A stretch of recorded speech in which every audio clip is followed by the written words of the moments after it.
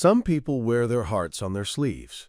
Jenna Parker wore her past on her back, and the world mocked her for it, until the day they found out the truth, and everything changed. Have you ever looked at someone and assumed you knew their story just by the way they looked?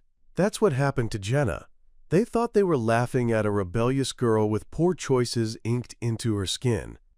But what they didn't know was that every line, every stroke, every inch of that tattoo had been paid for in sleepless nights, quiet suffering, and a vow to never forget. And when the truth came out, those same people who mocked her didn't just stop laughing. They couldn't look her in the eye. Before we jump back in, tell us where you're tuning in from, and if this story touches you, make sure you're subscribed, because tomorrow I've saved something extra special for you. It all started in the coastal town of Edgewater, a place where everyone knew each other's business, and people's lives often moved slower than the tide. Jenna had lived there her whole life. Her family owned a tiny but reliable bait-and-tackle shop down by the docks, and she'd worked the counter there since she was 15. With deep brown hair that always seemed tousled by the sea breeze and eyes the color of driftwood, she was the kind of person who blended into the background, not because she wasn't beautiful, but because she made an effort not to stand out. But that changed 2 years ago when she walked into the local cafe wearing a tank top and revealed a large tattoo that curved over her shoulder blades and dipped down the center of her back like a flowing ribbon of ink. It was impossible to miss. Delicate but bold, beautiful yet haunting, the tattoo depicted a girl standing alone in a field of withered flowers, her arms stretched out as if releasing something into the sky. Around her, fragments of feathers floated upward, and a half-faded sun peeked through overcast clouds above. At the center of it all, in precise lettering just beneath the girl's feet, were the words, "You can bury the pain, but not the truth." People stared. Some whispered, and some laughed. Not to her face, of course. Edgewater wasn't that kind of place. But it was the kind of town where quiet judgment brewed like strong coffee. The whispers grew louder each time Jenna walked into a room. She heard them when she turned her back at the diner, when she stood in line at the pharmacy, when she bent to help stock the fishing rods at her family's shop. Did you see that ridiculous thing on her back? Trying to be edgy now. She used to be so sweet. What a waste. And the cruelest one of all. What kind of girl gets a tattoo like that unless she's trying to get attention? They didn't know, of course. No one did. Not even her closest friends knew what it really meant. Not her boss, not her neighbors, and certainly not the teenagers who giggled behind their phones as she passed by. Everyone saw ink, and no one saw the story behind it. Jenna never said a word. She never explained. She let them laugh. She let them believe whatever they wanted to believe because, to her, explaining it would be like tearing open a wound she had barely managed to stitch shut. She had always been quiet, even when she was younger. She wasn't the kind of person to chase validation, but still, the cruelty stung. And what hurt even more was that some of the people who laughed were the same ones who used to hold her hand when she was breaking, the ones who stood beside her when life had clawed at her too harshly just a few years before. It was as if they had forgotten what she had gone through, or, worse, chosen to forget. The thing was, Jenna had once been the golden girl of Edgewater. She graduated top of her class, played lead roles in the school plays, and volunteered at the local shelter every Saturday without fail. Everyone had expected big things from her. College, a career, maybe a move to the city. But everything had stopped the day her younger sister, Lily, went missing. It had been the summer Jenna turned 20. Lily was 16, all bright smiles and contagious laughter, the kind of person who could walk into a room and change the atmosphere with just a word. She had gone out for a bike ride and never came back. The police searched. The townspeople formed search parties. For weeks, the entire community seemed to revolve around finding Lily. But days turned into weeks, and then into months. And by the time a year had passed, people stopped mentioning her name entirely. Except Jenna. Jenna never stopped. The tattoo came a year after the search was officially closed. No closure, no answers, just silence. Jenna had spent that year spiraling quietly, her grief so deep it settled into her bones. She didn't scream or lash out. She didn't beg the universe for answers. Instead, she did what she had always done. She turned inward. And when she finally walked into the tattoo shop in the next town over, she handed the artist a sketch she had drawn herself, a representation of how she saw her sister's last moments, not as a tragedy, but as a release from the pain of being forgotten. She didn't tell the artist the meaning. She didn't need to, but every curve and every line was a memorial, a secret eulogy etched into skin because no one else wanted to remember.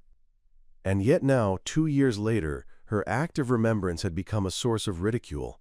That tattoo, which had been her way of keeping Lily close, was the thing people used to dismiss her, to turn her into a joke. But she let them, because in her heart, Jenna knew that someday the truth would surface. Pain doesn't stay buried forever, and those who laugh the loudest often fall the hardest when the silence finally speaks. Jenna Parker had never aimed to be noticed.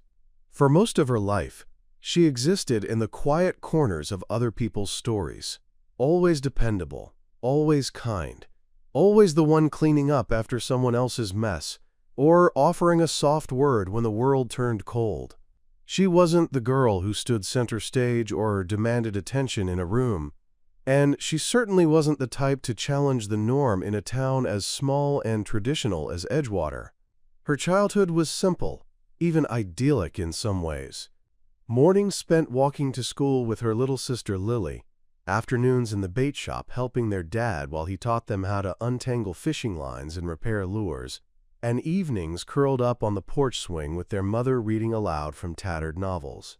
There had been a rhythm to her life, a comforting predictability to it all, like the sound of the ocean just beyond the dunes, steady, constant, always there. By the time Jenna turned 23, much of that rhythm had been lost. Her once soft features had grown leaner, her smile more practiced. The shine in her eyes had dimmed, not from bitterness, but from the heaviness of carrying something unspoken for too long.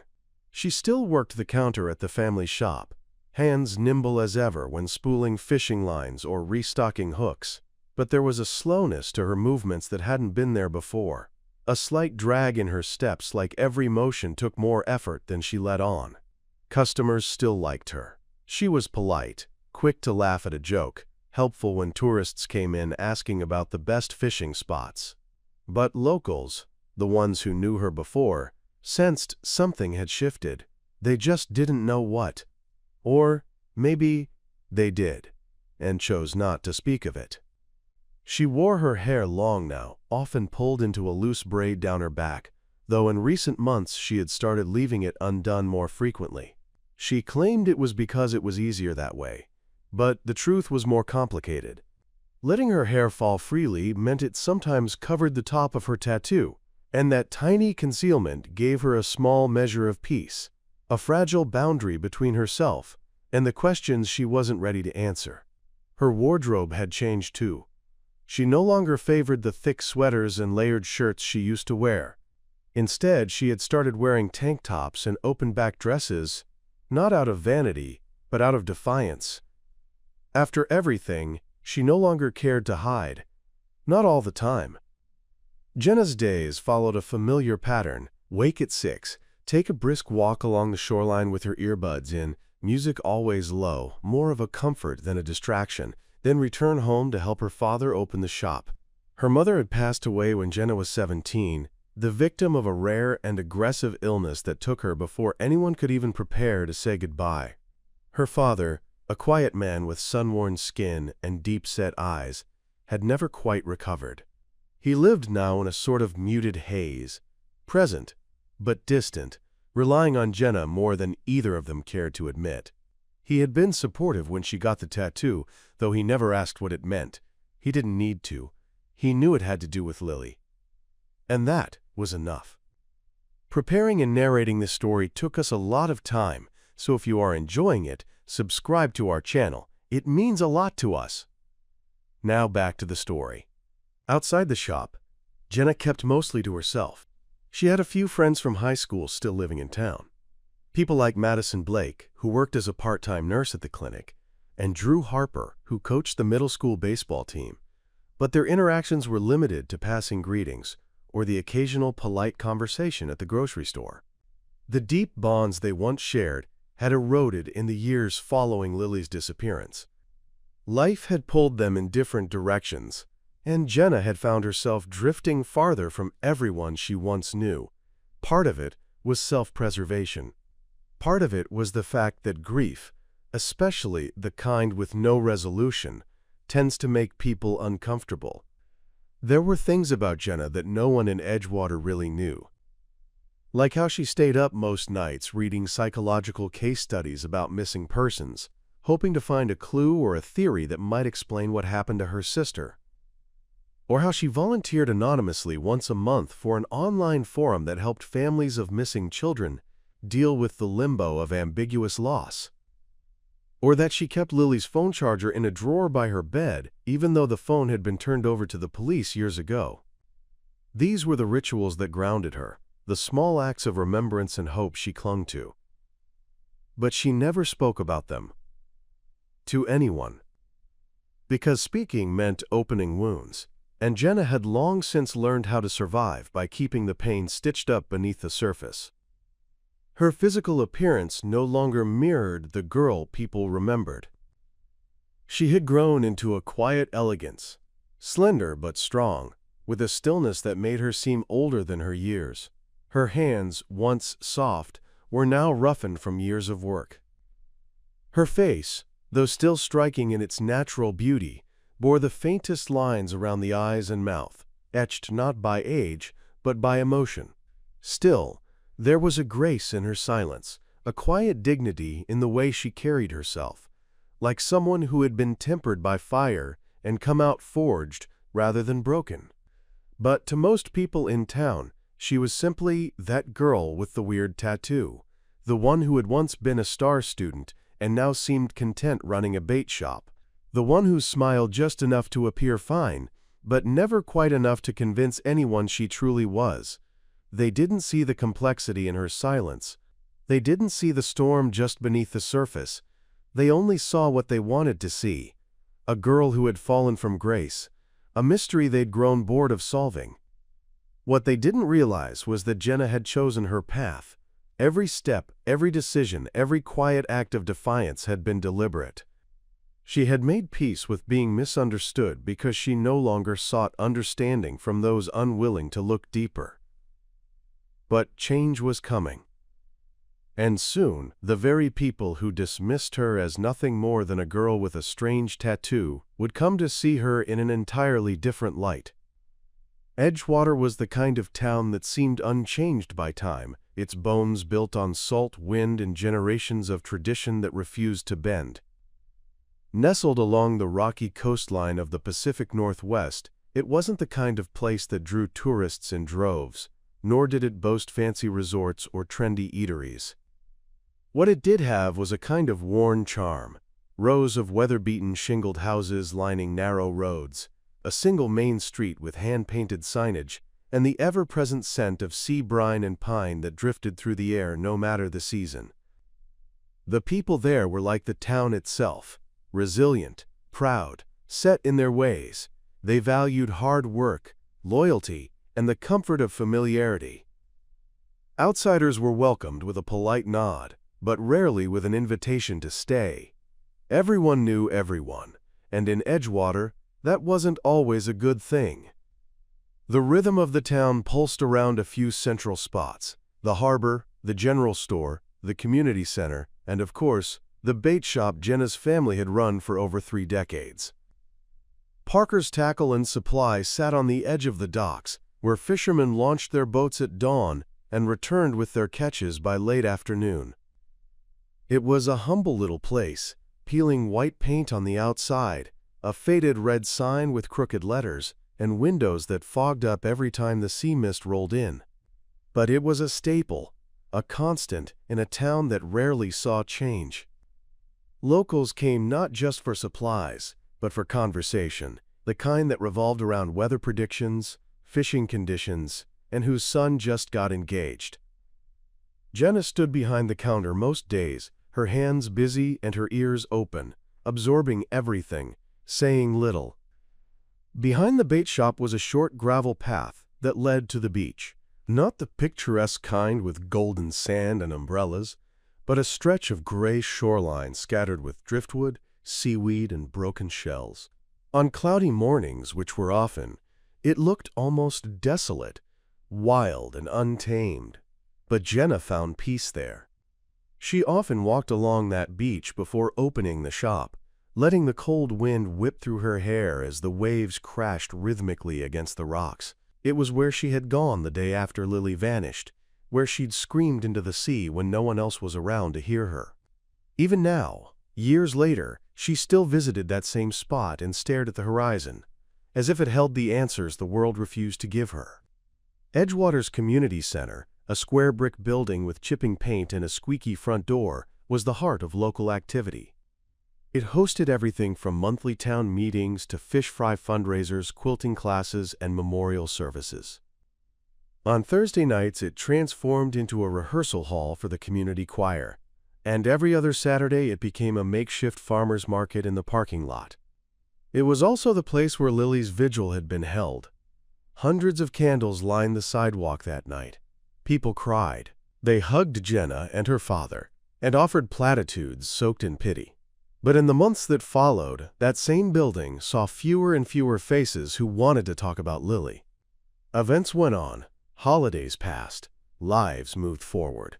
Only Jenna remained suspended in that night, haunted by flickering candlelight and unsaid goodbyes. The high school sat on the far edge of town, past the old train tracks and near the edge of the woods. It was a squat, rectangular building with faded blue lockers and trophy cases full of dusty awards from decades past. Jenna had once walked those halls with a bright future and a head full of plans. College brochures lined her bedroom wall, and her teachers had called her the one to watch. But after Lily's disappearance, she had quietly declined her scholarship offers, choosing to stay behind to care for her father and hold together the fragments of her life. The school still sent her letters occasionally, reminders of a path she didn't take. She filed them away in a shoebox beneath her bed. They were relics now, symbols of a version of herself that no longer existed. The cafe where people had first noticed her tattoo sat across from the general store, its name Dory's, painted in cheerful cursive above the awning. Dory's was where everyone went for gossip, coffee, and the best sourdough pancakes in 3 counties. It was also where assumptions were born. The moment Jenna walked in that summer morning with her hair tied up and her back bare, the entire mood of the place shifted. Conversations paused. Eyes followed her. Smirks spread like ripples. She had ordered a coffee, smiled politely, and ignored the whispers. But she had felt the judgment settle like smoke in her lungs. It was the kind of moment that stuck in people's memories, not because of what was said, but because of what was implied. The cafe hadn't changed since, neither had the people in it. Then there was her neighborhood, a modest stretch of houses with gravel driveways and mailboxes that leaned slightly to one side. Jenna's home, a 2-bedroom single-story with cracked shutters and a small porch, stood near the corner, partly shielded by overgrown lilacs and a bent cedar tree.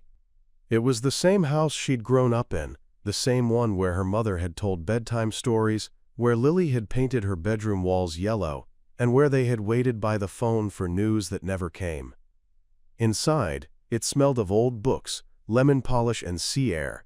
Her room remained nearly the same, save for the drawer of unopened letters and the sketch pad where she had first drawn the design for her tattoo. Lily's room was untouched. Her posters still lined the walls, her notebooks still sat on the desk. Jenna dusted it every Sunday, refusing to let it fall into neglect. In every corner of Edgewater, memories clung like ivy. The town was beautiful in its own way, but it was also suffocating. There were too many eyes, too many minds locked in old perceptions. For a long time, Jenna tried to make peace with that, to blend in even as she carried so much inside. But Edgewater was not a forgiving place for people who changed. And Jenna, whether she admitted it or not, had changed. She no longer fit the mold they had made for her. The town didn't know what to do with someone who grieved differently, who mourned in ink and silence. But change, however slow, was beginning to stir. And when it came, Edgewater would have no choice but to finally look deeper. If Edgewater had an unofficial spokesperson for judgment, it was Meredith Langston. She wasn't loud in the way bullies are loud, nor did she lash out publicly or raise her voice in condemnation. No, Meredith's power came from subtler places, from smirks hidden behind coffee cups, from carefully phrased comments that masqueraded as concern, from orchestrating the silent rules of acceptance that governed the town. She had a way of wrapping cruelty in warmth, wearing a tone that sounded sweet until you unpacked the meaning of her words. She chaired the planning committee for the annual Founders' Day parade, ran the local blog that posted updates about residents that always bordered on gossip, and was the mother of 2 daughters who practically inherited their sense of superiority. In a town where perception mattered more than truth, Meredith held the keys to the narrative, and she wielded that power with practiced precision. She had been Jenna's neighbor since childhood, and while their families had always exchanged the necessary pleasantries, there was never a sense of closeness. Meredith had a sharp eye for potential, and had once praised Jenna during her high school years, back when she was the top of her class, the local star, and the pride of Edgewater. But after Lily's disappearance, that praise turned to distant pity, and eventually, dismissiveness. Jenna had noticed the shift almost immediately. At first, it was the way Meredith started avoiding her gaze during neighborhood gatherings, then the absence of her name in community newsletters, and finally, the unmistakable frostiness in tone whenever they crossed paths. Jenna had become an uncomfortable reminder of something Edgewater preferred to forget: pain, mystery, unresolved grief. And Meredith preferred a town that made sense, not one interrupted by tragedy. When Jenna got her tattoo, it didn't take long for Meredith to seize the opportunity. She never addressed Jenna directly, of course, that wasn't her style. But within a week, the whispers began, first in Dory's cafe, then at the church bake sale, and later during a school board meeting where Jenna wasn't even present. "It's just such a shame," Meredith had said with a sigh as she stirred her tea, loud enough for nearby ears. "A girl with so much promise, and now, well, you've seen her. That tattoo, it's just not appropriate for a young woman trying to move on." The words spread like spilled oil on water, thin and iridescent, catching light in all the wrong ways. Mothers told their daughters to dress modestly when Jenna was nearby. Old friends stopped inviting her to events. And teenagers, learning quickly from their elders, began snapping photos of her back from behind and sharing them on social media with sarcastic captions and laughing emojis. It wasn't just Meredith, of course. There were others, people who didn't have her influence but carried her same need for control and normalcy. Mr. Hanley, the church deacon, who once pulled Jenna aside and told her in a hushed voice that her body was a temple and that defacing it was an insult to her creator. Mrs. Avery, the high school secretary, who used to give Jenna free coffee during exam weeks, now barely nodded in her direction when she came in to drop off bait flyers for the school fundraiser. Even Drew Harper, someone who once walked Jenna home after study sessions and nearly asked her to prom, began avoiding her gaze at the gas station. He hadn't said anything cruel, but the silence stung just as deeply.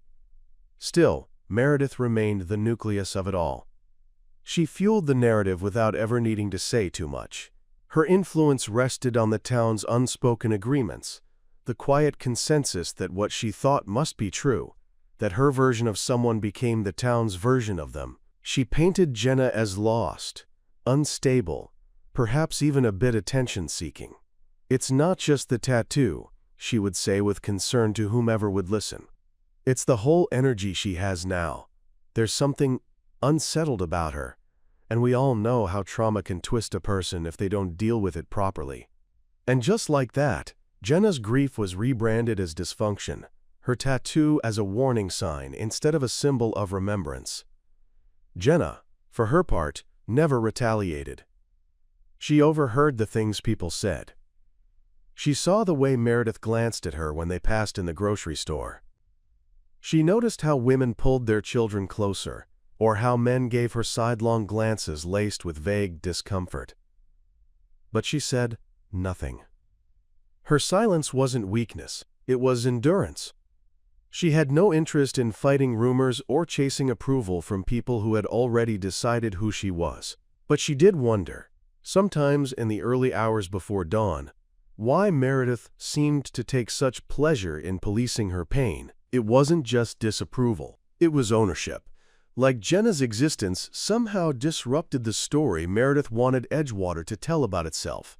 Tidy, hopeful, unblemished by hardship. The conflict between them never exploded into a shouting match or dramatic confrontation. Instead, it simmered, slow, steady, relentless. Meredith made sure Jenna was excluded from the planning committees she used to be welcomed on. When the community center held an art show, Jenna's sketch of her sister's favorite meadow was mysteriously left off the exhibit list, even though it had been submitted early. When the town's annual Memorial Garden cleanup was organized, Jenna's name was never on the volunteer schedule, despite her signing up. Every small slight added up, and while none were serious enough to draw official complaint, together they built a wall between Jenna and the community she had once loved. And behind that wall, Meredith stood watching, ensuring that Jenna remained in her place, defined by their whispers, not her own truth. But what Meredith failed to understand was that quiet people were not easily broken. Jenna had survived the kind of grief that rewires the soul. She had endured loss not once, but repeatedly, in the form of her sister, her reputation, and her place in the world.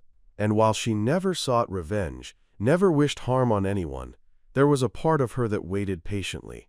Because truth, as she knew better than anyone, had a habit of revealing itself. And when it finally did, Meredith and everyone else who had laughed would have to reckon with what they had so carelessly dismissed.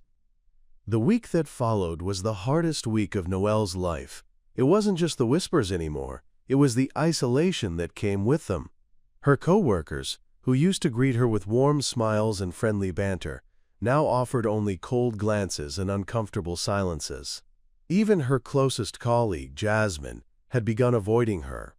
The lunch table where she once sat surrounded by colleagues was now left empty for her, not out of kindness but out of caution, as if sitting beside her might somehow transfer the stain of ridicule. She tried to keep her head down, to work harder than ever before, but the buzzing in her ears wouldn't stop. She'd catch fragments. Why would someone like her even get a tattoo? Or probably just wants attention. It wasn't the tattoo itself that hurt her. It was what they assumed it meant. And worse, it was how they never even thought to ask. She would come home and try to shake it off, pretending for her son that things were fine. But children have a way of sensing the truth, especially when they've grown up learning to read the subtle shifts in their mother's voice, the way she holds her breath too long, the extra seconds she stares into her plate without eating. Aiden didn't say much, but he started leaving notes in her lunch bag again, just like he did when she was struggling to go back to school. This time, the notes read things like, "You're the best mom," or "You're brave," even when it's hard. She kept each one, pressing them flat and storing them in her drawer at work like they were sacred scrolls, reminding her she wasn't alone. But even Aiden's innocent affirmations couldn't shield her from the storm that followed. One morning, she arrived at work to find a small printed photo on her desk. It was a zoomed-in image of her back from behind, clearly taken at the company outing. Across the top, someone had scrawled the words, "Attention Seeker," in red marker. It was childish, cruel, anonymous, but it shattered something in her. She sat frozen at her desk, her fingers trembling as she held the paper, her eyes burning with the need to cry, but refusing to let the tears fall in public. Her body felt weightless, as if she wasn't really sitting there, but watching herself from outside, unable to stop the downward spiral. Her manager, Mr. Hayward, noticed something was off during their weekly check-in. Noelle debated whether to mention the photo, but she couldn't bring herself to speak. Instead, she nodded numbly at every question he asked. "Are you doing okay?" he finally asked, and for a second she wanted to scream no, but instead she offered a weak smile and said, "Yes, thank you," because what else could she say? That she was drowning in a sea of assumptions and cruelty over something so personal, so deeply rooted in grief and memory, that to explain it would be like opening a wound in front of strangers? That night, she broke. In the quiet of her bedroom, after putting Aiden to bed, she sat on the floor with her back pressed to the bed frame, staring into nothing. The tattoo, its curves and edges etched into her skin, felt like a burning brand again. She questioned herself. Was it a mistake to get it? Was it naive to think people could understand without explanation? Was she wrong to hope the world would be kinder? She thought back to the day she got it, the ink still fresh, the pain still humming across her spine.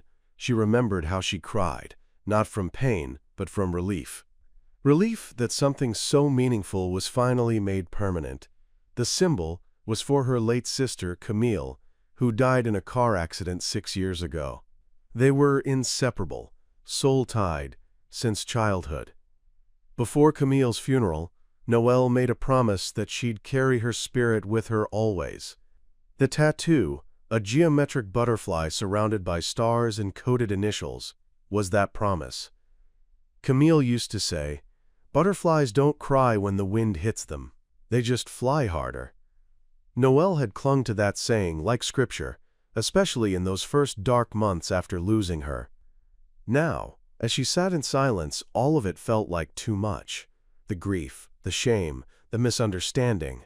She felt like she was grieving Camille all over again, this time because the symbol that was supposed to honor her had become a weapon against Noelle. And that, above all, gutted her. She found herself staring at the old journal Camille had given her, tucked beneath her nightstand. She hadn't opened it in years. Hands shaking, she pulled it out and began flipping through pages filled with doodles, notes, and quotes. One line, scrawled in Camille's looping handwriting, stopped her. "You won't be for everyone, but you will always be enough for the ones who matter." That line sat like a stone in her stomach. Maybe that was the truth she needed. Maybe the problem wasn't the tattoo. Maybe the problem was that she had allowed the wrong people to define what it meant. That night, something shifted. Not all at once. There was no triumphant music or swelling sense of clarity. But a decision began to form like a fragile ember inside her. Maybe it was time to stop hiding. Maybe the pain was a part of the meaning, not a barrier to it, and if people wanted to laugh, let them, because when the truth came out, it wouldn't just silence them. It would remind them that behind every scar, every symbol, every choice someone makes about their body, there's a story they can't see. And Noelle was done letting shame keep that story buried. There was a crispness in the autumn air that made every sound seem sharper, every color more vivid. As the weeks passed after the art exhibit, Clara found herself carrying the memory of that night, like a warm ember tucked safely in her pocket. It wasn't just the reaction to her back tattoo that lingered. It was the way the whole evening had shifted something inside her. For so long she had moved through the world, trying not to draw attention to herself, blending in to avoid ridicule or suspicion.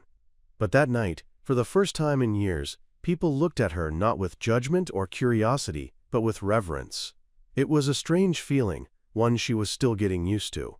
But Clara didn't let it swell her ego. Instead, it reminded her why she had kept that tattoo hidden for so long, not out of shame, but because it meant something sacred.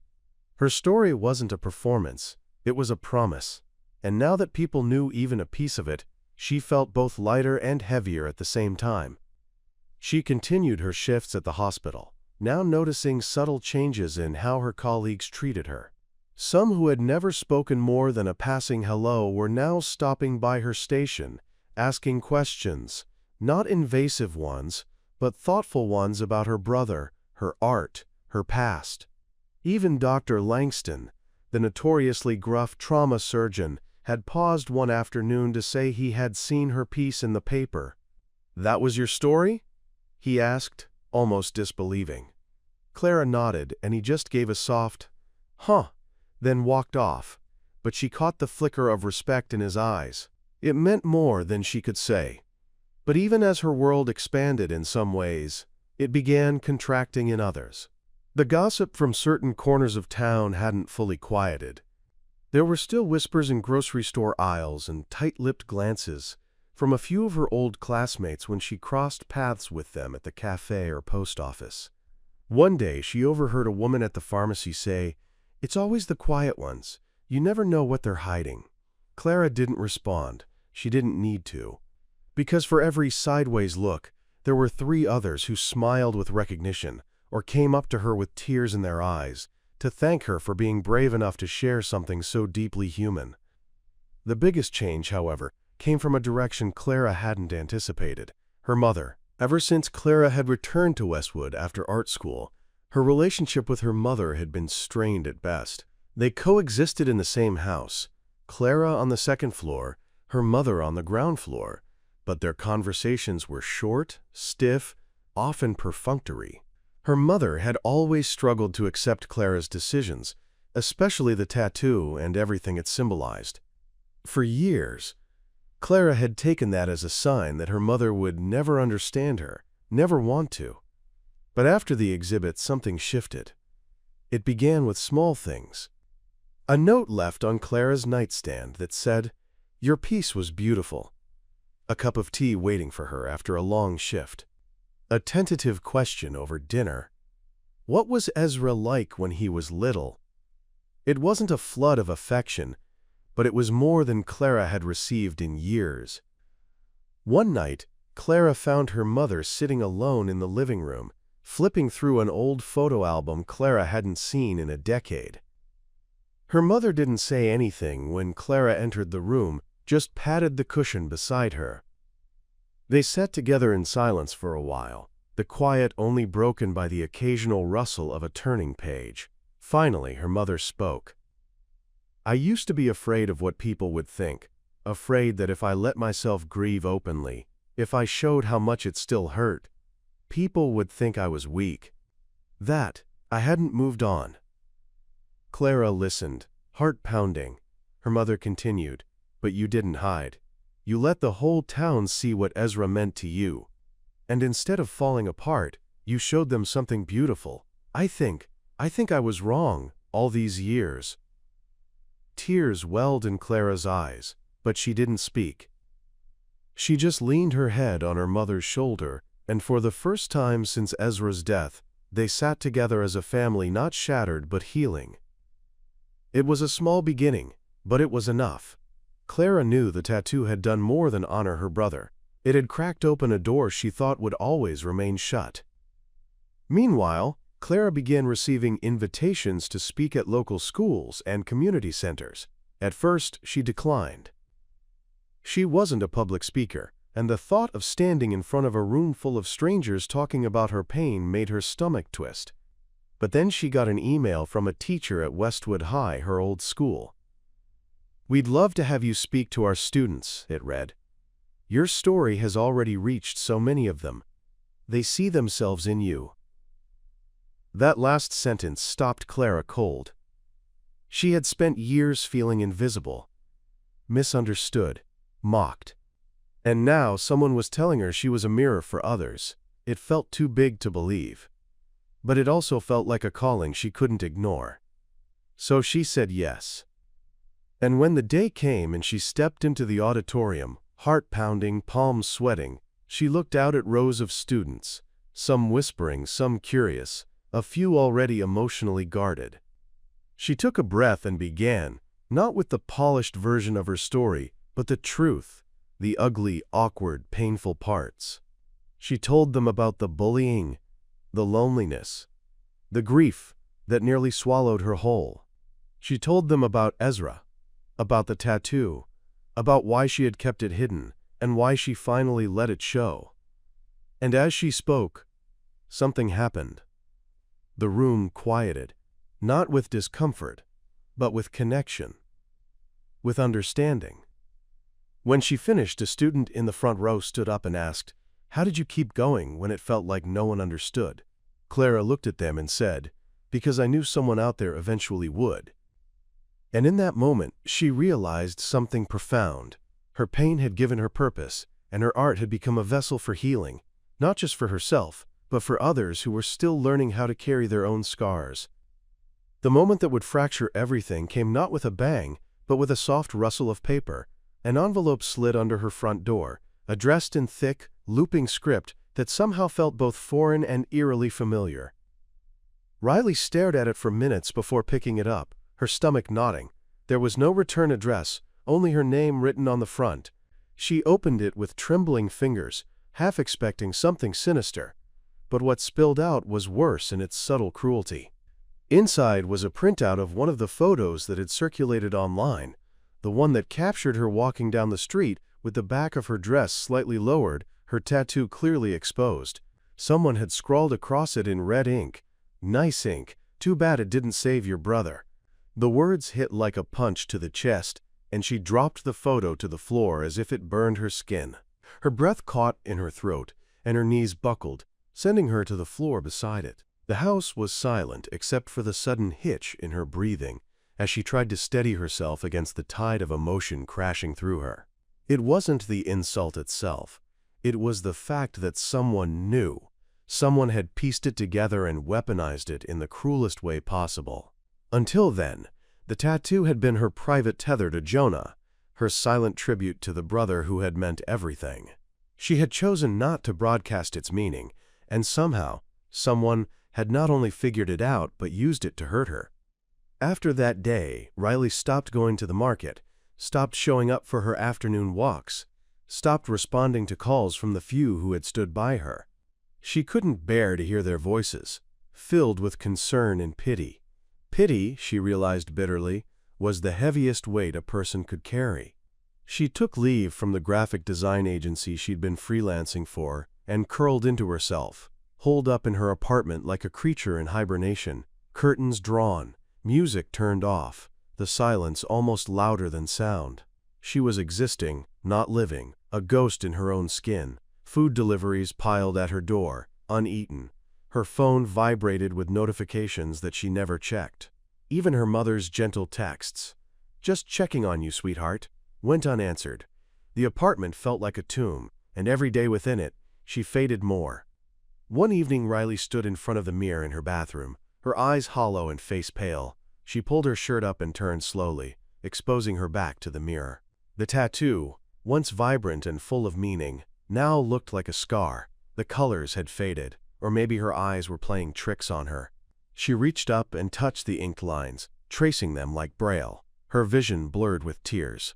What had once given her strength now felt like a curse, something the world had mocked, misunderstood, and rejected. She had thought the tattoo would keep her connected to Jonah, would help her survive his loss. But now, she wondered if it had only deepened the wound. The worst part was the loss of belief, not just in herself, but in the goodness of people. She had always held on to the idea that people were capable of understanding, that empathy was a universal language. But now it seemed like empathy was an extinct dialect, one that only a few still bothered to speak. Her grief had been laid bare and turned into a joke, a meme, a punchline. It felt like the world had laughed in the face of her pain, and in doing so, made it 10 times harder to carry. The betrayal came not just from strangers, but from neighbors who said nothing, coworkers who didn't reach out, and old friends who quietly unfollowed her rather than deal with the awkwardness of her sadness. The day she almost gave up, it was raining, hard, loud sheets of water beating down on the roof, the sky dark and unyielding. Riley lay curled on the couch, blanket wrapped tightly around her, watching the rivulets race down the window. She hadn't spoken a word aloud in 2 days.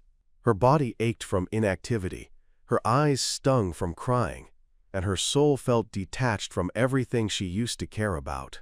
She thought about Jonah again, about how he would have handled this, what he might have said if he were here. but the ache was too deep, and the silence inside her too strong. That night, something cracked. She wasn't sure if it was her heart or her will to keep going. Maybe both. But as the lightning flashed and the world outside roared, she remembered something she hadn't thought of in weeks.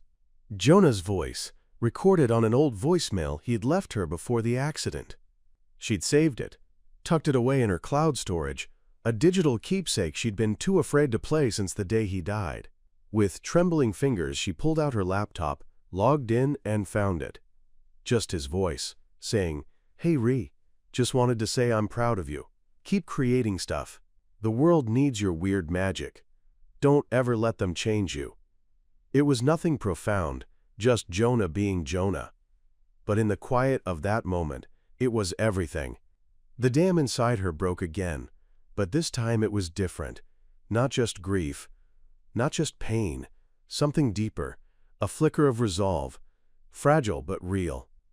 She fell asleep that night with the faintest ember of strength reigniting inside her. Tomorrow, she told herself, not a full comeback, not a battle cry, but maybe just one step forward, one reason to stand up. And as she drifted into sleep, wrapped in the echo of her brother's voice, the weight of the world felt just a little bit lighter. The following morning brought no grand revelations, no cinematic flashes of clarity, just the quiet persistence of a heart that had grown tired of hiding. As Kiera stood in front of the mirror, brushing her damp hair back, her eyes flicked to the faint outline of the tattoo on her back, now more familiar than foreign. For so long, it had been her burden, a symbol of ridicule and whispers, a misunderstood remnant of a story she kept locked away. But now, after that long and candid night with Jonah, it had become something else entirely, a doorway perhaps to the healing she hadn't dared imagine. The hours had slipped by unnoticed as they spoke. Jonah hadn't asked leading questions, hadn't tried to pry her open. Instead, he had shared a few stories of his own, gentle ones, the kind that made you feel like the world wasn't so lonely. He had made no assumptions. That was what struck her most. He listened without judgment and responded with a kindness that didn't feel performative. Kiera had grown so accustomed to people reacting to her pain like it was a hot coal, something to be extinguished, solved, or quickly avoided, that she forgot how healing it could be just to have someone hold it with her for a while. She had left Jonah's house just before sunrise, walking home in the soft quiet of dawn. Her chest felt lighter. Still heavy, yes, but not suffocating. The tattoo on her back didn't burn with shame anymore. Instead, it seemed to hum with quiet significance. She hadn't shared the full story with Jonah yet, not even close, but she had shared enough. Enough to feel seen. Enough to remind herself that the world wouldn't fall apart if she let her guard down, even just a little. That morning, she went to work at the cafe as usual, tying on her apron and greeting the regulars with a more genuine smile than she'd worn in weeks. There was still pain, still uncertainty, but there was also something else blooming underneath it, something she hadn't felt in a long time. Hope. Her coworkers noticed the shift. Marla, the manager, offered a teasing eyebrow raise and asked if Kiera had met someone, to which she responded with a non-committal shrug. The customers seemed to pick up on her renewed warmth too, lingering a little longer, chatting more openly. It was as if the world outside had subtly realigned itself in response to the slight opening in her heart. That afternoon, as she was wiping down tables, Jonah walked in. He gave her a nod, casual but kind, and took a seat by the window. She brought him his usual order, a cappuccino, light foam, and set it down with a quiet thank you that held more meaning than the words could carry. He didn't linger long, just enough to exchange a few pleasantries and leave behind a napkin with a doodle of a sunflower, her favorite. No note, no name, just a small reminder that someone saw her. After her shift, Kiera tucked the napkin into her bag like a secret. That evening her apartment felt less like a cave and more like a sanctuary. She lit a candle, something she hadn't done in months, and sank into the worn couch with her sketchpad. She hadn't drawn anything in ages, but tonight her fingers moved on their own, coaxing soft lines into being. A pair of hands, open and unafraid. A tree bending, but not breaking.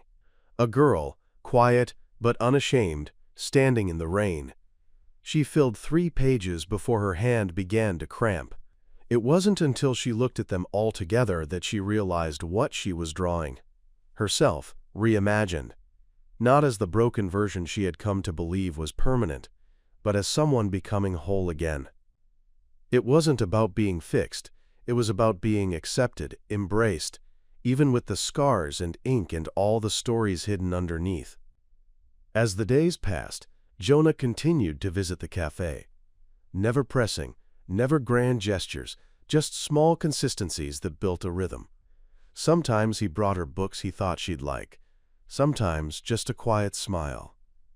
Kiera found herself looking forward to his visits more than she wanted to admit. But it wasn't about romance. Not yet, anyway. It was about safety.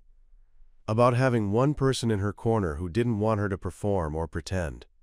And that, she realized, was far more valuable than fleeting attraction.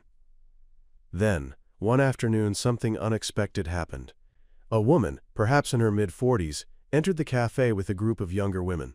They laughed loudly, ordered their drinks, and sat at the corner table, the same one Kiera had just cleaned. As Kiera walked past, delivering an order to a nearby table, she caught a fragment of their conversation. One of the younger women snorted, nodding in Kiera's direction, and whispered something about that back tattoo girl again. Kiera's chest tightened. The old shame threatened to creep back in like a cold draft, but she took a deep breath and kept walking. She refused to shrink again, not now. Later that evening, after the cafe had closed and the air outside had turned crisp with early autumn, Kiera sat on a bench by the lake near her apartment. She ran her fingers over the edges of the sunflower doodle Jonah had given her, now worn and faded from staying in her bag. She thought about the women who laughed and how, just months ago, that would have destroyed her.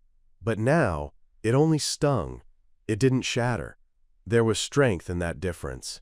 Tomorrow, she decided, she would begin something new.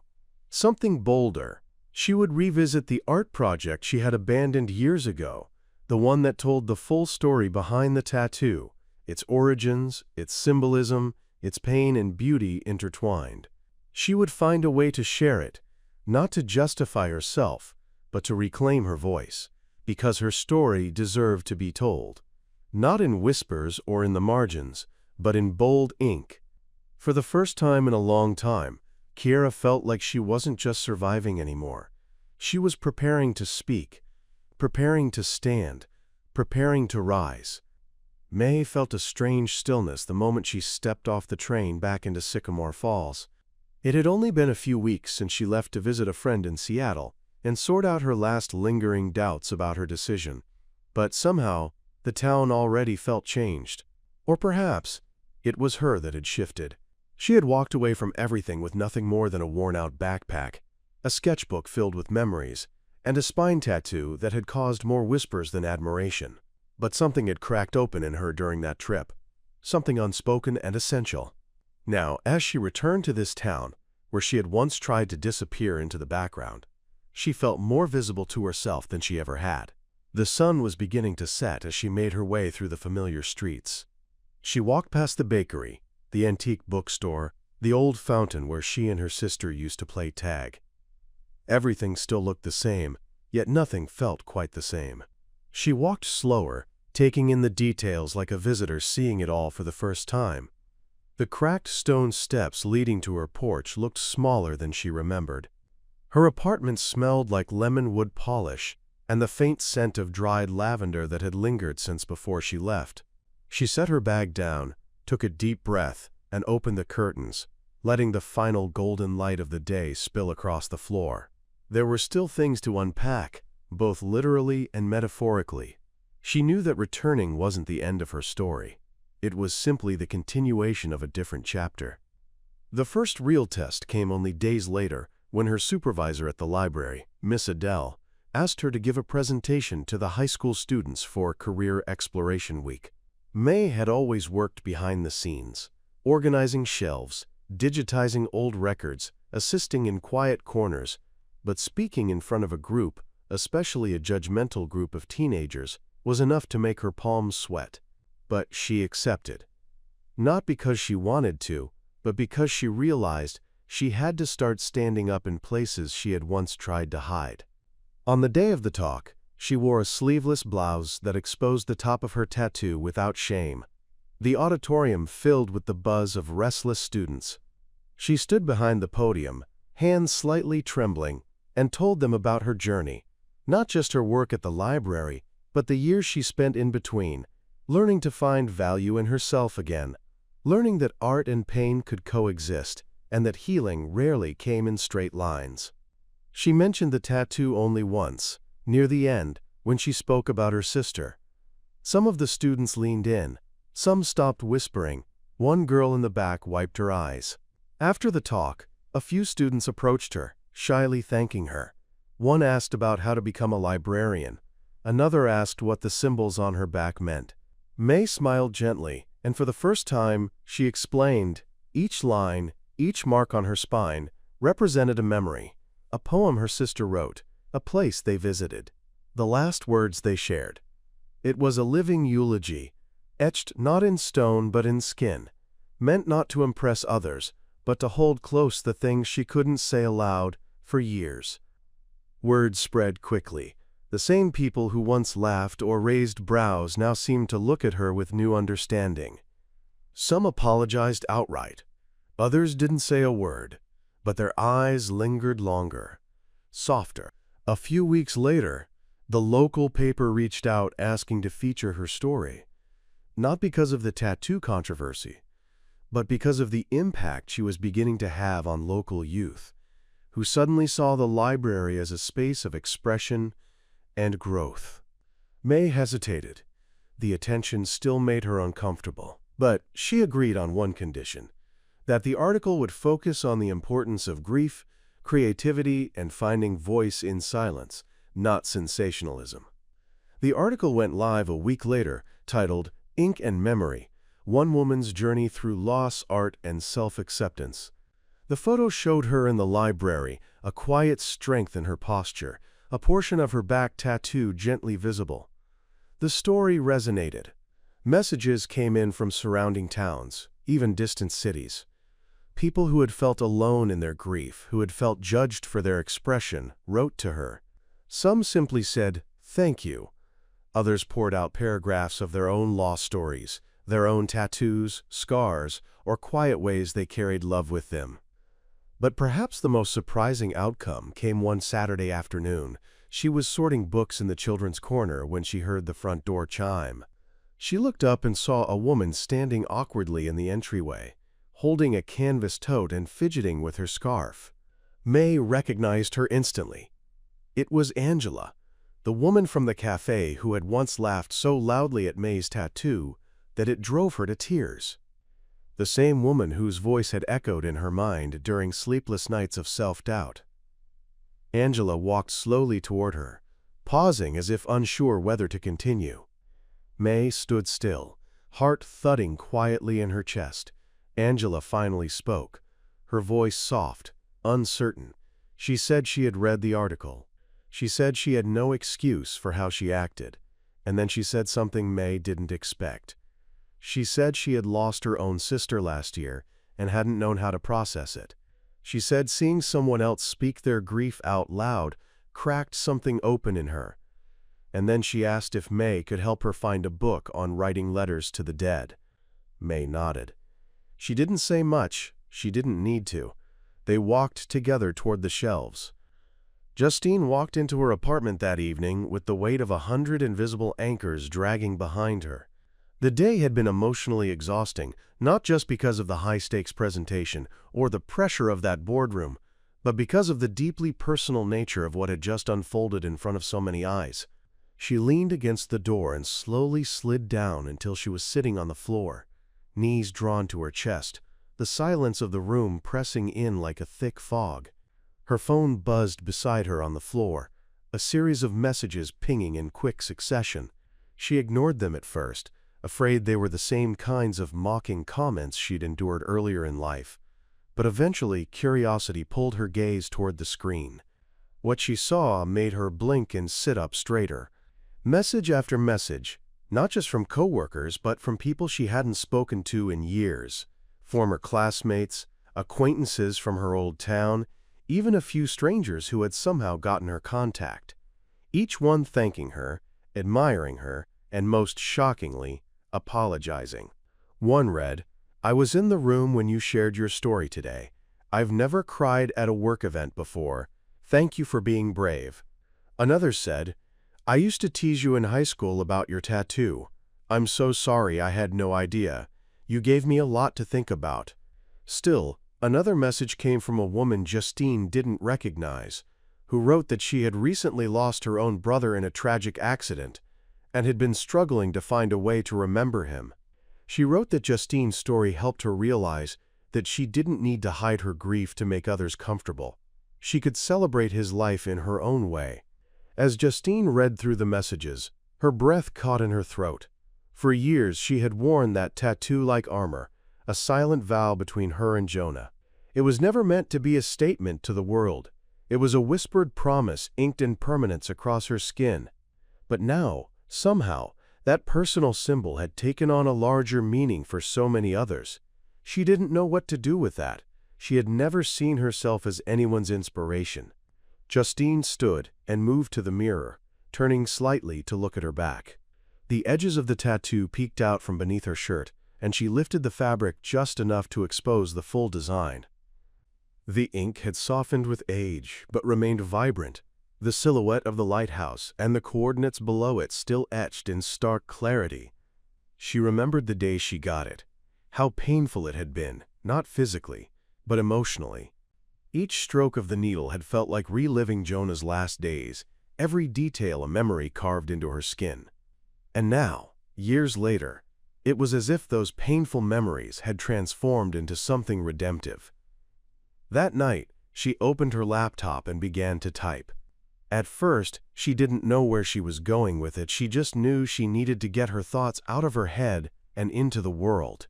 She started with Jonah's story, how he'd always loved the sea, how the lighthouse was the last place they'd watched a sunset together, and how the coordinates had become a symbol of everything they'd lost and everything they still held onto.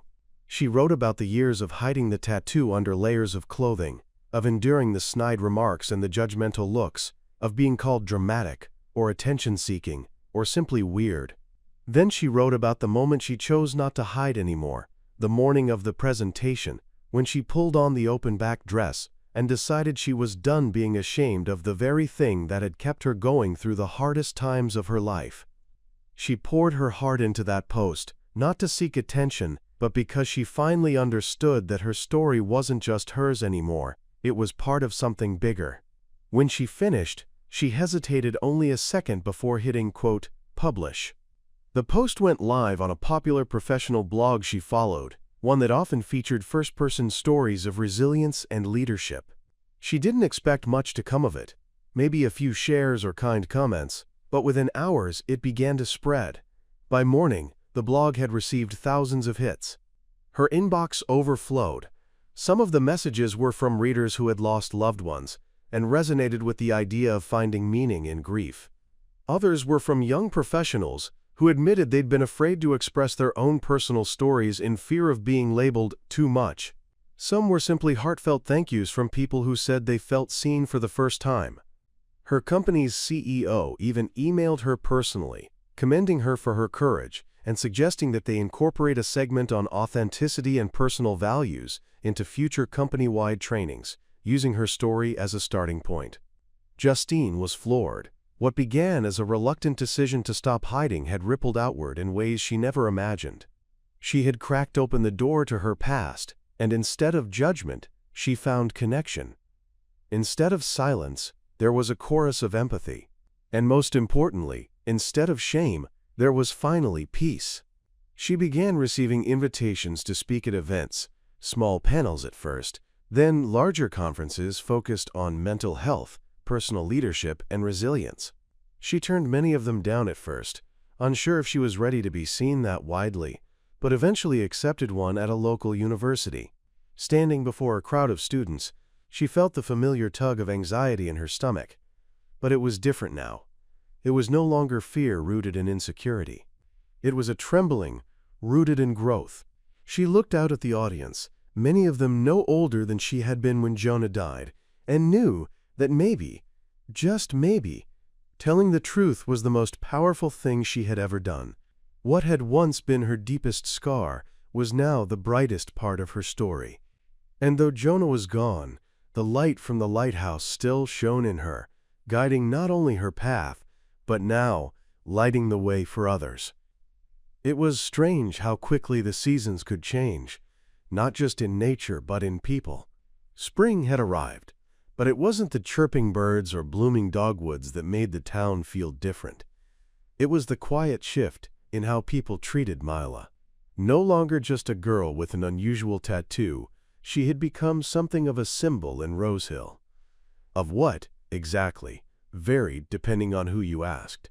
Some said she embodied resilience. Others admired her for the way she transformed pain into purpose. There were even those who still didn't understand her, but even they had stopped laughing. The silence that once followed snide remarks had taken on a new shape, one of contemplation, sometimes even admiration. Mila noticed the difference at the grocery store, at the cafe, in line at the bank. People who once looked away now met her eyes. Some smiled. A few even thanked her, awkwardly, for reminding them what mattered. What surprised her most was how many teenagers and young adults suddenly wanted to talk to her.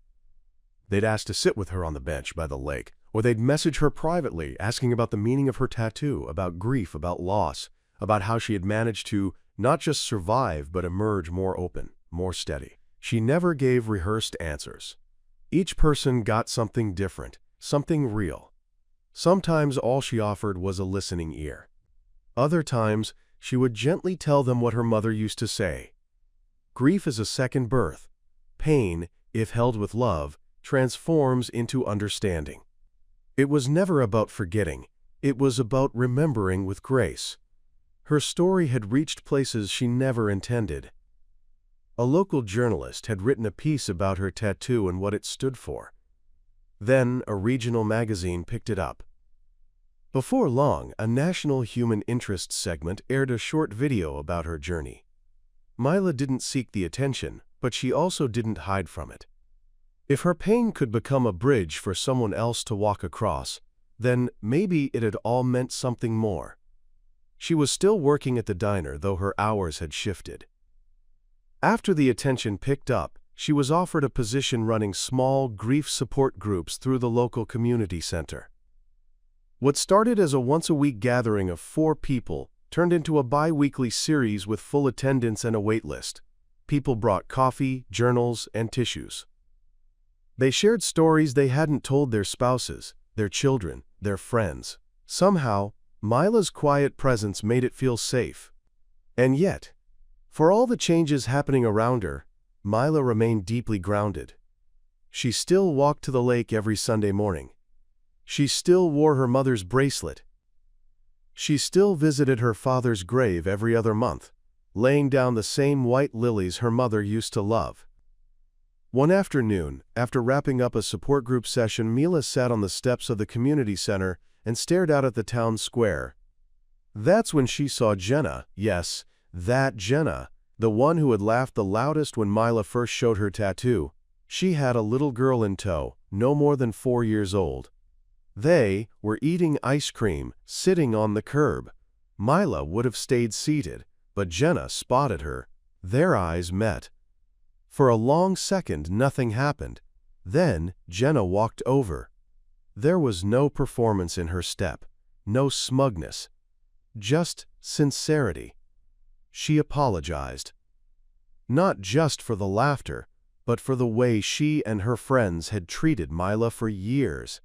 She said something had shifted in her too, after she saw the article, after she actually read it.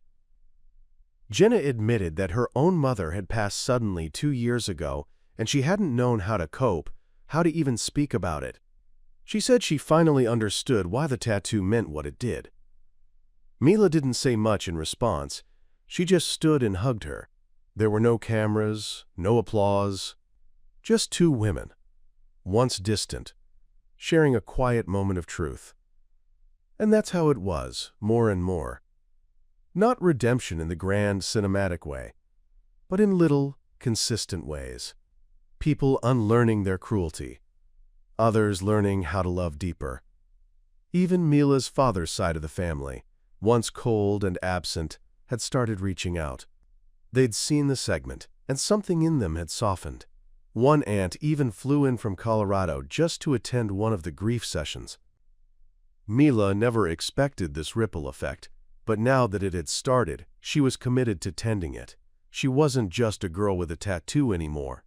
She was a vessel of her mother's memory, of shared human experience, of what it meant to love and lose and live anyway. Still, not everything was healed. Some nights were hard. Sometimes she missed her mother so much she couldn't breathe. On those nights, she'd sit by her window, look at the stars, and run her fingers along the ink on her back. Not as a reminder of what she lost, but of what remained. The laughter had long since faded. In its place were whispers of reverence, glances of understanding, and stories that others began to share, inspired by hers. Mila had become more than a moment. She had become a movement, even if she never meant to be. Miriam hadn't meant to cry, not there in the parking lot of the courthouse under the hard morning sun, but the tears came anyway, thick and hot, as she leaned against the side of her car, clutching the envelope that held the official statement from the judge. It wasn't even the conclusion of anything. It was just a continuation of the battle, a temporary ruling that her petition to open the case had been approved, meaning she'd get her day in court after all. But even that small step felt monumental, like someone had finally cracked a window open in a suffocating room. For months, she had been fighting to be heard, to be seen, to be taken seriously, and now the system, cold and bureaucratic as it could often be, had acknowledged that her story mattered, that her sister's life mattered. She wiped her face and sat down in the driver's seat, gripping the steering wheel with white knuckles, and for a moment, she allowed herself to breathe. But the weight hadn't lifted entirely. It had only shifted from hopelessness to pressure. Pressure to follow through, to be strong enough to endure what was coming. She wasn't only going to court. She was about to face people who had tried to bury not just her sister's memory, but the very truth behind her death. That week, she returned to her job at the shelter, and the women there welcomed her with quiet smiles and subtle nods that spoke volumes. They knew. They always knew. Among them, she never had to explain the bruises she couldn't see or the battles she fought behind closed doors. They didn't ask for details, and she didn't offer them. Instead, she returned to routine with more resolve than before, her presence becoming something more than just helpful. It was grounding. It was anchoring. Women who came in barely able to look up from the floor now waited for her to lead the morning circle. They watched her not because she was flawless, but because she was visibly fighting, and her scars, literal and emotional, were reminders that healing was possible, even when justice seemed out of reach. One afternoon, a young woman named Anna hesitantly asked about the tattoo, and Miriam, for the first time in that space, pulled her shirt slightly down her back and let them see it fully. Silence filled the room, not out of judgment, but reverence. In that symbol, they saw not just Rebecca's story, but their own worth reflected back at them. Word of Miriam's petition and the reopening of the case began to ripple through town in unexpected ways. Former classmates, now adults with their own lives, messaged her quietly through social media, some to apologize, others to offer support, and a few even shared information that, when pieced together, started forming a picture of what Rebecca may have been enduring behind the scenes. Bits of gossip from school days that once seemed meaningless now appeared as red flags that had gone unnoticed. One message came from an older teacher who had since retired, saying she had always suspected something but had been too afraid to speak out against a prominent family. That acknowledgement both stung and validated Miriam's long-held belief that the silence around Rebecca hadn't been due to ignorance. It had been willful. People had seen, but they had chosen to look away. Meanwhile, the local media, initially reluctant, picked up on the growing buzz surrounding the case. A young journalist named Leah reached out to Miriam, asking for an interview, not just about the court proceedings, but about the story behind the tattoo, the symbol, and the advocacy it had inspired. At first, Miriam was hesitant. She feared sensationalism, the cheap reduction of her sister's life into a headline. But Leah, persistent and respectful, promised to treat the story with dignity. And so, Miriam agreed. Sitting across from the camera, she told the story, not just of Rebecca's final months, but of who she had been as a sister, a dreamer, a gentle spirit crushed under the weight of someone else's control. She spoke of the days following the funeral, the questions that never received answers, the nights she spent staring at Rebecca's journals, and the decision to mark her own body with a permanent reminder of the vow she had made, to never let her story be erased. The interview aired on a Thursday evening. By Friday morning, the tattoo shop that had designed the symbol received dozens of calls. Women and men, young and old, asking if they could have the same design, not because they knew Rebecca, but because they recognized what it represented: endurance, remembrance, the breaking of generational silence. The town that once mocked Miriam now saw her differently. Some still whispered behind their hands, but others approached her in grocery aisles and sidewalks, offering awkward but sincere apologies. One woman in particular, a mother of two who had lost her sister to suicide years prior, simply embraced Miriam and whispered, "Thank you for not giving up." As the court date neared, Miriam felt the storm gathering again. The opposing counsel was aggressive. The accused had hired a team of lawyers determined to paint Miriam as unstable, obsessive, someone desperate for attention. But Miriam had something they didn't: truth, and a community that now stood behind her. She wasn't just one woman with a tattoo anymore. She was the face of something bigger, something deeper, and she knew that even if she lost the case, she had already won a far more important battle, and it would not be silenced again. In the weeks that followed the speech and the emotional unveiling of the tattoo's story, something quiet yet undeniable began to happen around Camille. It wasn't immediate, not like a sweeping applause or a cinematic climax, but rather a slow blooming, like flowers that once refused to open under harsh sun finally softening under gentle rain. There was a change in how her classmates looked at her, not with pity, not even just respect, but something deeper. It was as though they were seeing her, not the loud girl with the ink on her back, not the misfit who always had her headphones in and her sleeves rolled up, but Camille, the girl who carried pain and purpose with equal grace. She no longer felt like an outsider, hovering on the periphery of campus life. One morning, as she walked past the student lounge, she noticed a flyer someone had tacked to the bulletin board.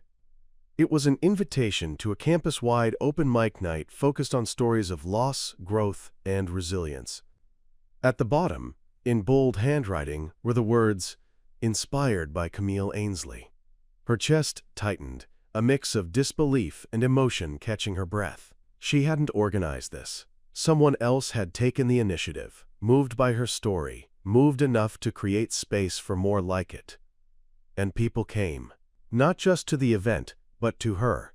In the library, during breaks, after class, students she barely knew sat beside her and whispered fragments of their lives they hadn't shared with anyone. A boy from her chemistry class confessed his father was terminally ill. A girl from the art department showed Camille a small feather tattoo near her collarbone that represented her sister who had passed away in a car crash. And with each story shared, Camille listened, not as a guru or symbol, but as a peer walking through the fog with them, hand outstretched, ready to help them find their footing. Professor Moreno approached her in private one afternoon and thanked her, not just for the speech, but for being the catalyst behind a noticeable shift in student conversations. She explained how the university was considering starting a mental health storytelling initiative, and they wanted Camille's help in shaping it. Camille blinked, overwhelmed at the thought of her small act turning into something so expansive. But even more surprising were the small, subtle changes in those who had once dismissed or mocked her. Carter, the boy from the party who had laughed the loudest, began greeting her whenever they crossed paths. At first, it was just a nod, then a mumbled, "Hey," until one day he stopped her to ask about volunteer work at the center her parents had helped build. He looked unsure, almost ashamed, as he fumbled with his words, admitting he hadn't understood before but wanted to. Camille didn't offer him instant forgiveness or praise. She just told him where to sign up and reminded him that listening mattered more than talking. Then there was Hallie, the girl with the perfect hair and the whispery voice who had led the laughter that night in the dorm hallway. Hallie sat beside her during one of the storytelling events, eyes red-rimmed, a journal in her lap. Afterward, she slipped Camille a note. No grand speech, just a scribbled line. "You made me think about my sister. I never talk about her. Thank you." Camille folded the note and tucked it into the journal she carried with her everywhere. It joined the growing collection of scraps, letters, photos, and drawings, each a piece of the ever-widening ripple her story had started. Yet even as her presence expanded, Camille remained rooted in humility. She still visited the spot by the lake every Sunday, where she and her father used to walk, even if just in her mind. She'd sit quietly, journal on her lap, tattoo warm under the sun, and just breathe. There was something sacred about those moments, about remembering that healing wasn't linear or loud, but slow and deeply personal. Her mother began coming with her on some days, and the silence between them softened. One afternoon, they held hands without words, both eyes fixed on the water, and Camille knew they were okay. Not fixed, but okay. She also returned to the hospice home, where her father had spent his final weeks, this time not as a grieving daughter but as a volunteer. She offered companionship to patients, sometimes just sitting with them in silence, sometimes holding hands, sometimes reading aloud. When asked why she chose to spend her time there, Camille simply said, "Because someone did this for him, and I want to pass that forward."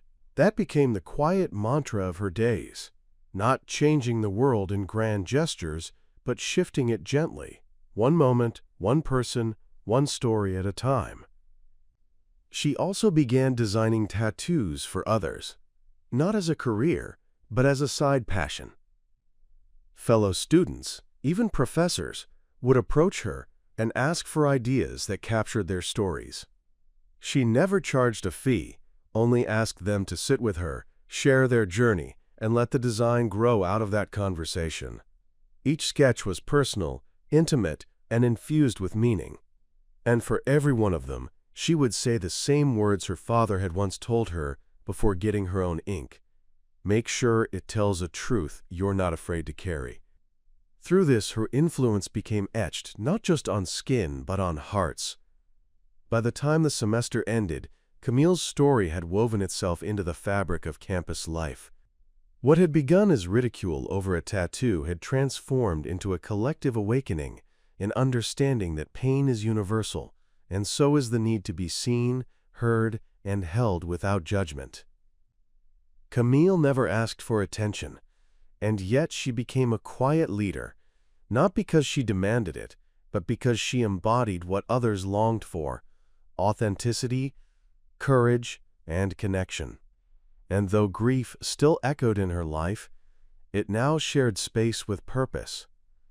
She understood now that scars, whether inked or invisible, weren't meant to be hidden.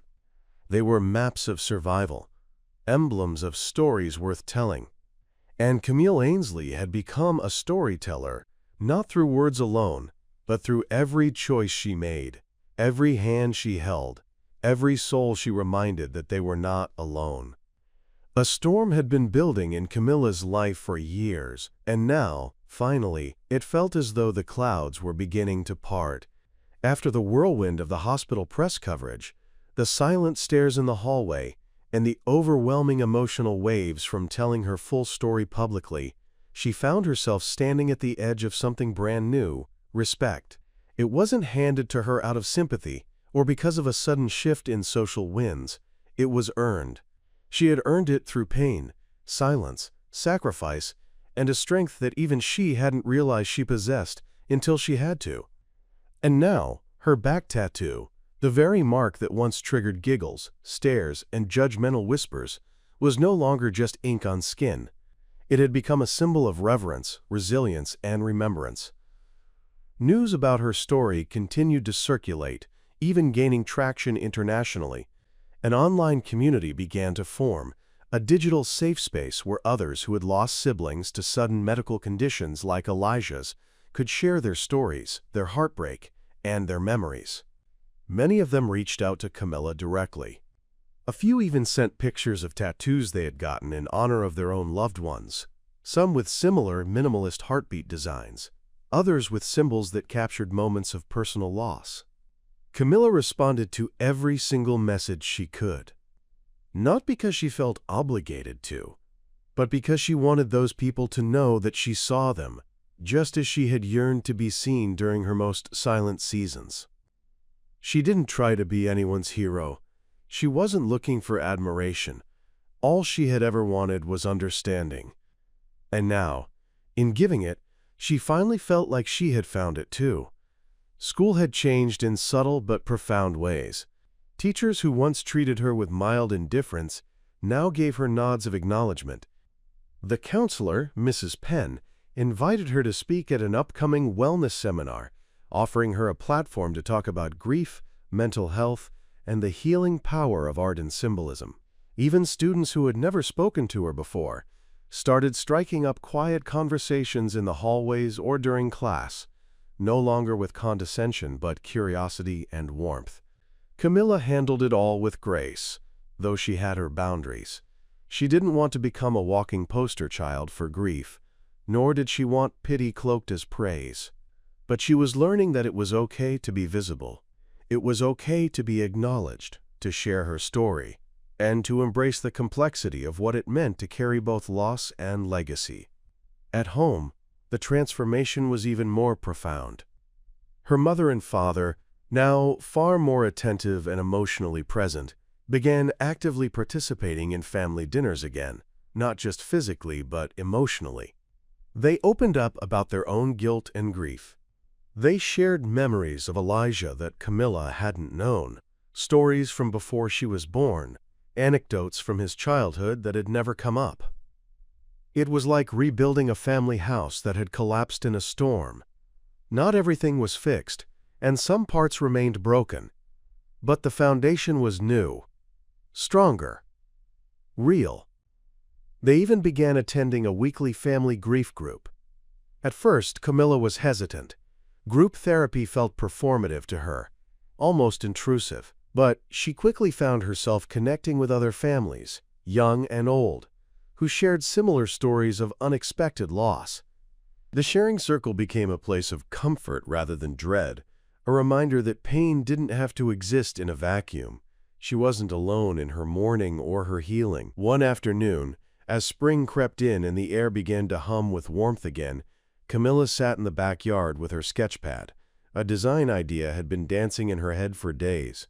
It wasn't for another tattoo, at least not yet, but for a mural, a community mural that would take place on the north wall of the local youth center. After pitching the idea to Mr. Tobias, her art teacher, and the youth center director, she got the green light. She called the project Heartbeat Horizon. The idea was to paint a massive landscape that incorporated dozens of individual heartbeat lines, each submitted by members of the community who had lost someone dear to them. The mural would weave them into a sunrise, a metaphor for a new beginning rising out of the loss. Planning took weeks, but the community rallied behind her. Families submitted their ECG prints, some from actual hospital records, others drawn by memory. Each one was unique. Each one held weight. And when painting began, Camilla invited everyone to join in. It was a messy, beautiful, emotionally charged event.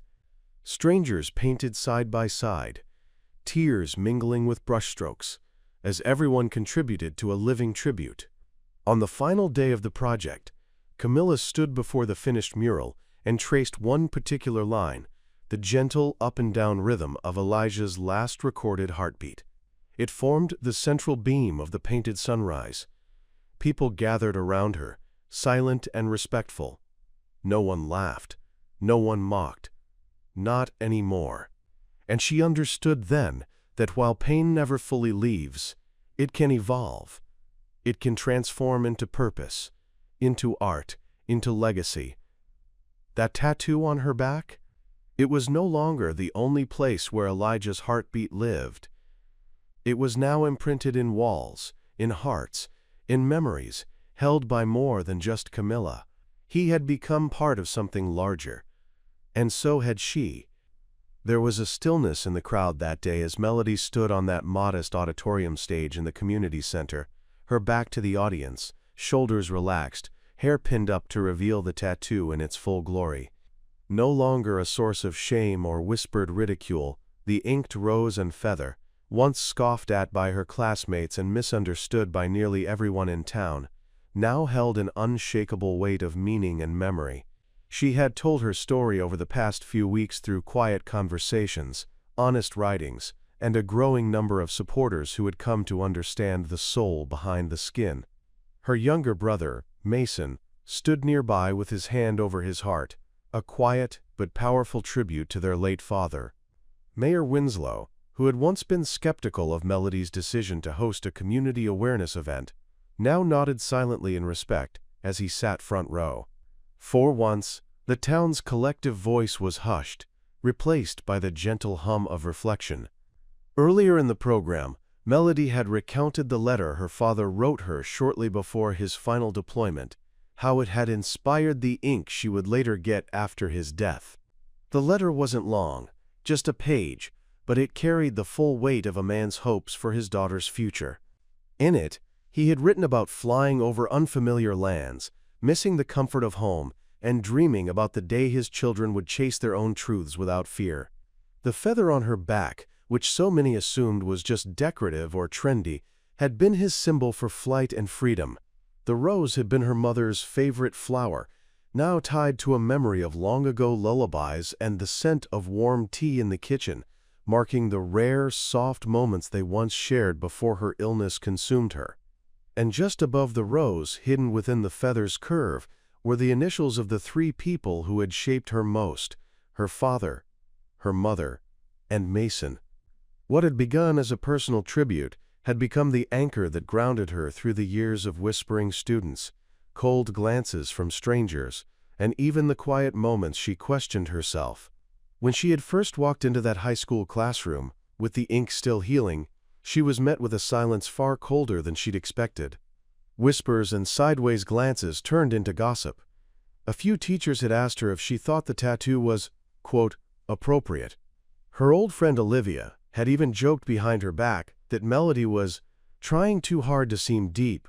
She had felt her stomach twist every time she heard a chuckle she couldn't trace, wondering if it was about her again. But today, those voices were either silent or seated, staring not at the tattoo, but at the woman she had become. Melody had spent the last 2 years piecing her life together.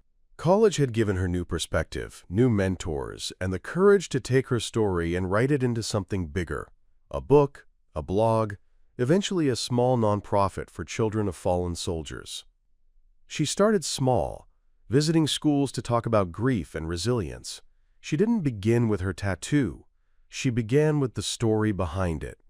Gradually, people started to ask questions, lean in, reflect. Even Olivia, years later, sent her a message apologizing for how she'd treated her, admitting she never really knew what Melody was carrying back then. What changed everything, though, was the letter. Last year, Melody decided to publish her father's letter in a local paper, timed with Memorial Day. She didn't attach her name to it at first, wanting people to read the words without bias.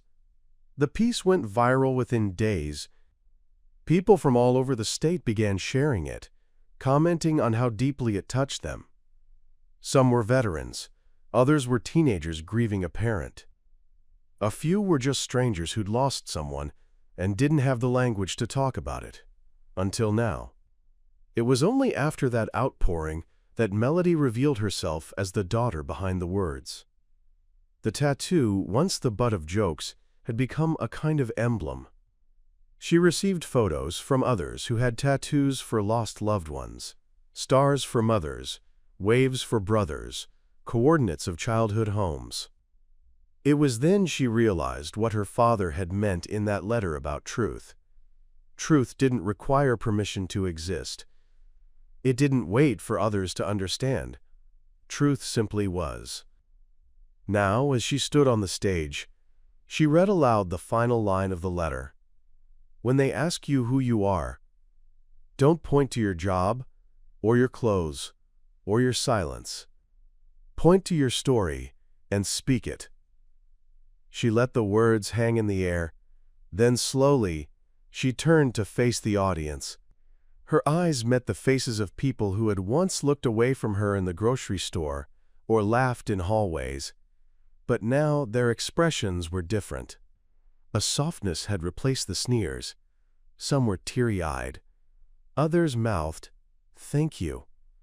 Mason stepped forward and placed his hand on her shoulder. In that moment, she didn't feel broken or misunderstood. She felt seen, fully, finally seen. And in the quiet applause that followed, in the nods from former teachers, in the presence of the town that had once turned its back, Melody found something that her tattoo alone could never hold. A new chapter, one written not in ink, but in forgiveness, understanding, and courage. The kind of courage that lives on long after the ink has faded. Up next, you've got 2 more standout stories right on your screen. If this one hit the mark, you won't want to pass these up. Just click and check them out. And don't forget to subscribe and turn on the notification bell so you don't miss any upload from us.